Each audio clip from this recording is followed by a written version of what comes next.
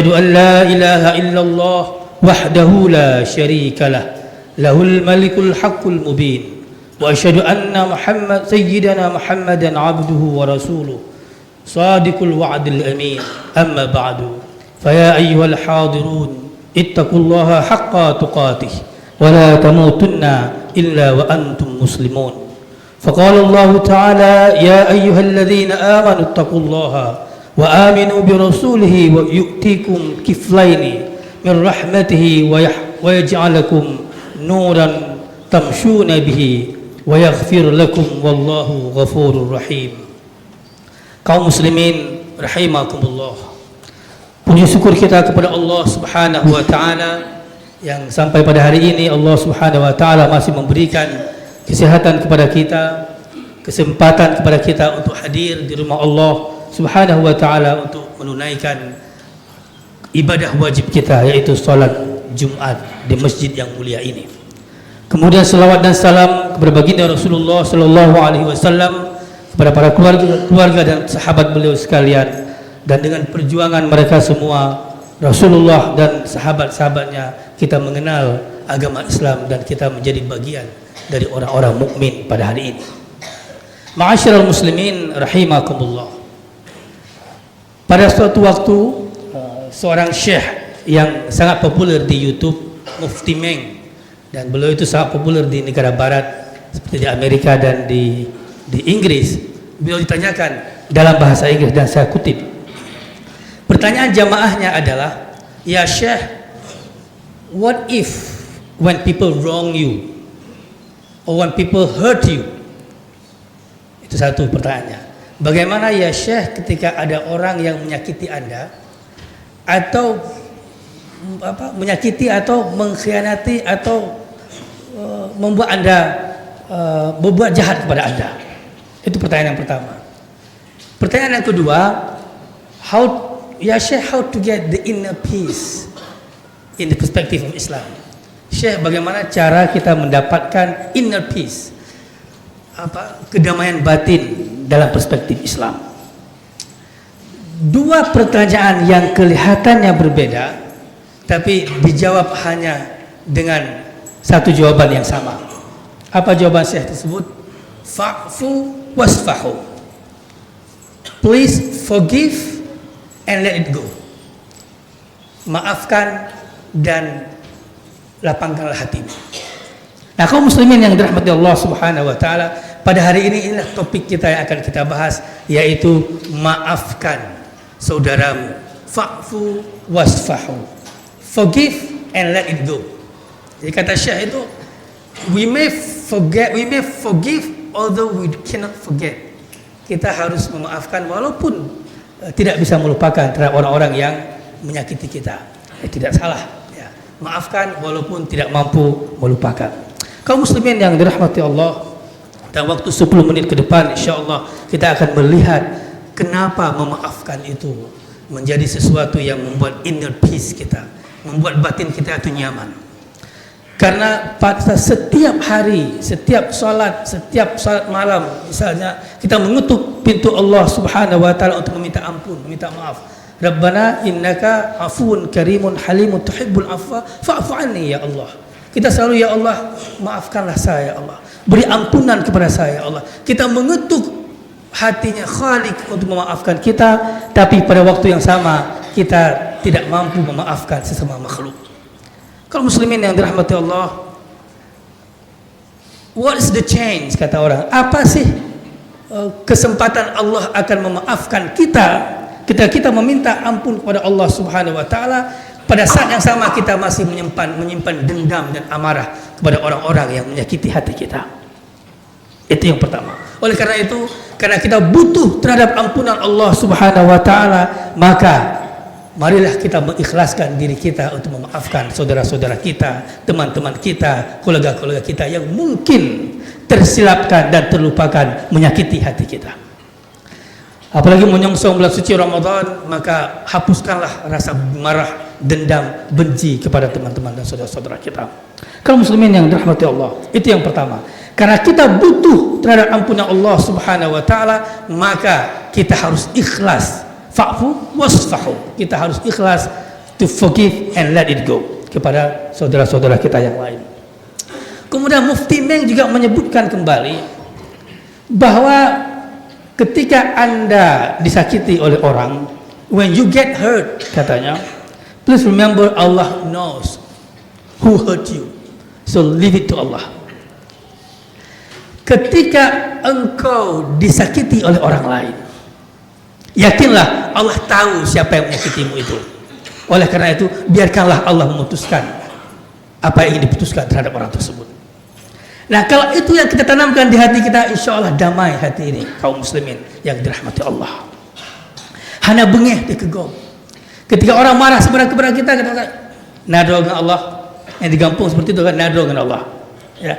Ketika ditanya, apakah boleh kita kaum muslimin tidak memaafkan saudara-saudara kita yang menyakiti hati kita? Jawabannya, boleh. Jawabannya boleh sekali. Karena itu hak kita untuk tidak memaafkan orang yang menyalahkan kita. Tapi alangkah mulianya kita kalau kita memberi maaf.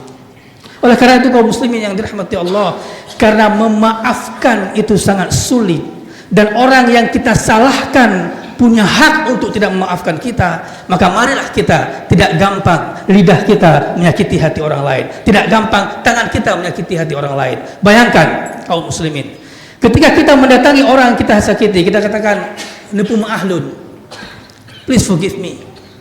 Terus orang tersebut mengatakan, tapreh hulu kiamat. Honjak, ini jawaban. Tapreh hulu kiamat. Kita tunggu hari kiamat. Semua Allah menghakimi kita berdua. Jadi ketika orang yang kita sakiti mengatakan seperti itu, bahwa engkau sudah menyakiti hatiku, hati saya, dan engkau menyalahkan saya dan segala macam, mengkhianati bla bla bla, dan itu saya serahkan kepada Allah untuk membalasnya, dan kita tunggu di hari kiamat nanti. Dan itu sah si orang yang kita sakiti mengatakan seperti itu. Dan Allah Subhanahu wa taala tidak akan mengampuni kita kesalahan kita terhadap orang, terhadap khalik atau terhadap makhluk ketika si makhluk tersebut belum memaafkan kita. Kaum muslimin yang dirahmati Allah Subhanahu wa taala, kita melihat kalau kita merujuk ke sejarah dari awal kisah klasik Nabi Yusuf. Ketika Nabiullah Yusuf disakiti, dikhianati oleh saudaranya, walquhu fi ghayabati jub, kata saudaranya, kita buang dia ke dalam sumur. Tapi ketika Nabiullah Yusuf sudah berada di puncuk kepemimpinannya, ketemu dengan saudaranya, bahkan sebelum ketemu Nabiullah Yusuf sudah memaafkan saudaranya tersebut. Itu contoh bagaimana kita diharuskan atau di-encourage, diingatkan untuk selalu memberi maaf kepada orang-orang yang menyalahi kita. Maka Allah Subhanahu wa taala mengatakan dalam firman-Nya Al-A'raf ayat 199, khuzil afwa wa'mul bil 'urf wa'rid 'anil jahilin. Apa kata Allah? Berilah maaf kepada orang yang menyakitimu, serulah kebaikan dengan kebajikan, dan jauhilah dirimu dari orang-orang dari orang-orang jahil. Ada 3 pesan dari ayat ini. Pertama, berilah maaf kepada orang yang menyakitimu. Yang kedua, serulah dengan kebajikan, kebaikan dengan cara yang baik. Dan yang terakhir, tapuji uhdro tu, urang-urang yang pekatil lagi. Cina urang yang tidak bisa menjaga lidahnya, tidak bisa menjaga mulutnya. Mihana kita tegok tak hana mengating. Dia puji oleh Allah Subhanahu wa taala sebagaimana yang dipesankan oleh Allah dalam surah ini. Nah, tadi kita melihat contoh Nabiullah Yusuf, bagaimana Nabiullah Yusuf mengampuni atau memaafkan saudara-saudaranya. Kita meranjak ke sejarah Nabiullah Muhammad, Nabi kita. Apa yang terjadi ketika Allah Subhanahu wa taala mengutuskan malaikat untuk menghancurkan penduduk Taif pada suatu waktu Rasulullah SAW pada masa Amul Hazni, pada tahun kesedihan, beliau berangkat ke Taif karena merasa di sana akan mendapatkan sanctuary, akan mendapatkan orang-orang yang bisa melindungi beliau. Tapi apa yang terjadi? Beliau diusir sampai berdarah-darah, sehingga kata malaikat, bagaimana Allah akan menyelamatkan seorang kaum yang mengucurkan darah nabinya? Tapi kata Rasul, jangan. Wahum qaumun la ya'lamun, mereka tidak mengerti. Insya Allah akan lahir orang-orang yang menyembah Allah di negeri Taif tersebut. Itu bagaimana Allah dan Rasulullah SAW memaafkan orang-orang yang menyakiti hatinya. Kejadian perang Uhud, bagaimana Hindun pada saat itu belum menjadi muslim memutilasi jenazahnya Hamzah, membelah perutnya, mengunyah hatinya. Dan Rasulullah mungkin salah satu kejadian yang beliau sangat sedih yaitu ketika melihat jasadnya Hamzah. Tapi ketika Fathul Mekah, wa antum tulaqa, anda semua orang Mekah yang mengusir saya dari kampung halaman, yang memutilasi paman saya, kalian bebas dan kalian bisa maafkan. Kalau muslimin yang dirahmati Allah, kalau kita sebagai bawahan memaafkan atasan itu mudah. Tapi ketika kita punya kekuasaan mau memaafkan orang yang menyakiti kita, itu perjuangan yang luar biasa. Tapi kalau itu mampu kita lakukan, insya Allah itu menjadi aset di hari kiamat nanti. Kaum muslimin yang dirahmati Allah, ada dua kisah lagi yang ingin saya sampaikan tentang memaafkan ini.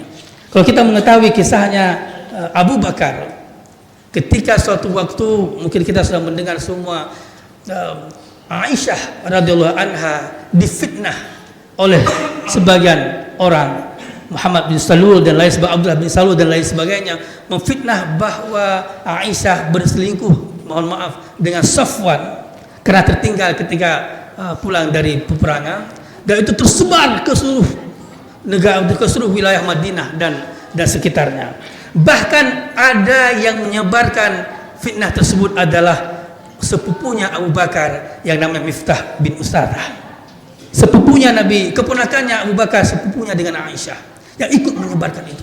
Padahal Miftah bin Usasah adalah orang yang dibesarkan oleh Abu Bakar, dibiayai hidupnya, sehingga pada suatu saat Abu Bakar mengatakan, tidak akan saya biayai lagi dia, saya biarkan dia seperti itu. Tiba-tiba apa?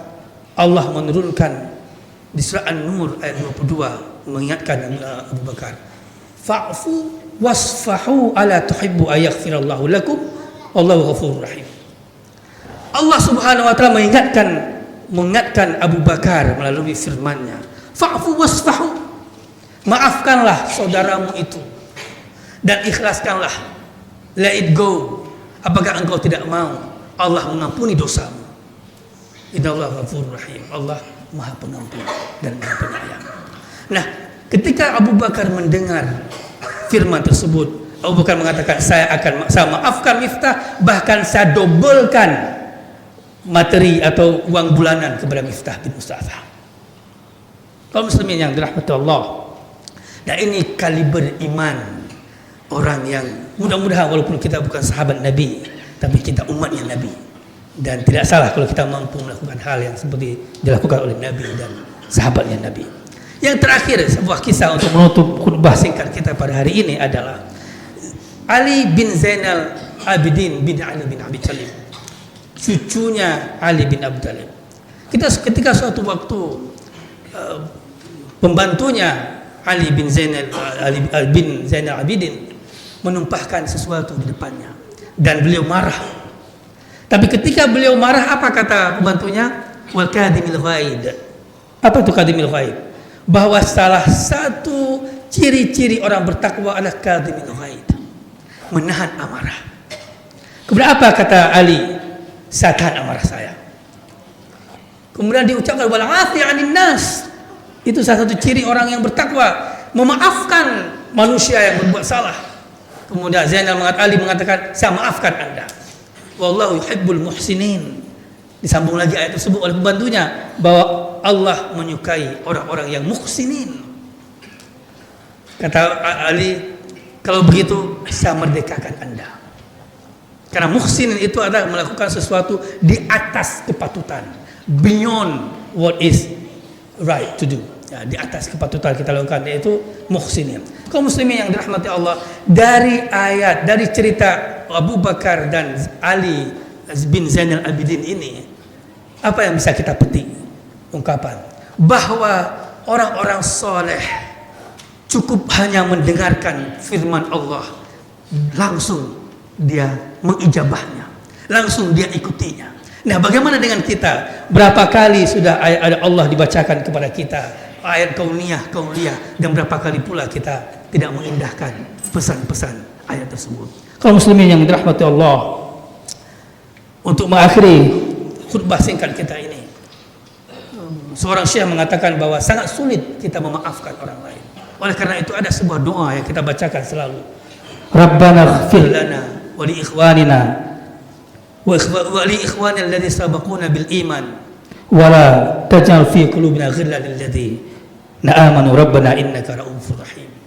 Ini kita sering kita baca, bahkan kadang-kadang ketika pada orang kematian. Ya Allah, ampunilah dosa saya, dosa sahabat-sahabat saya, dosa orang-orang muslimin yang lain, dan jangan menjadikan ghillan, sesuatu hal yang tidak baik hati saya kepada orang-orang Islam, orang-orang mukmin yang lainnya. Sesungguhnya Allah Subhanahu wa taala Maha Pengampun lagi Maha Penyayang. Kaum muslimin yang dirahmati Allah Subhanahu wa taala, marilah untuk menyambut bulan suci Ramadan, kita membersihkan hati kita. Apabila kita merasa ada orang yang menyakiti hati kita, maafkanlah dia.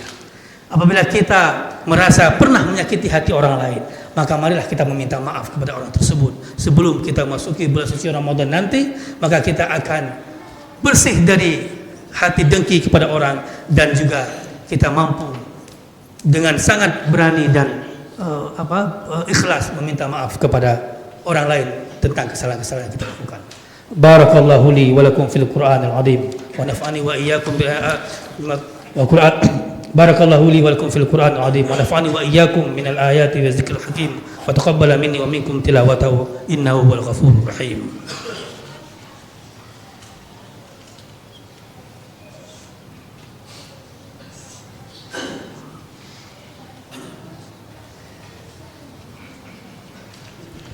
Alhamdulillah nahmaduhu wa nasta'in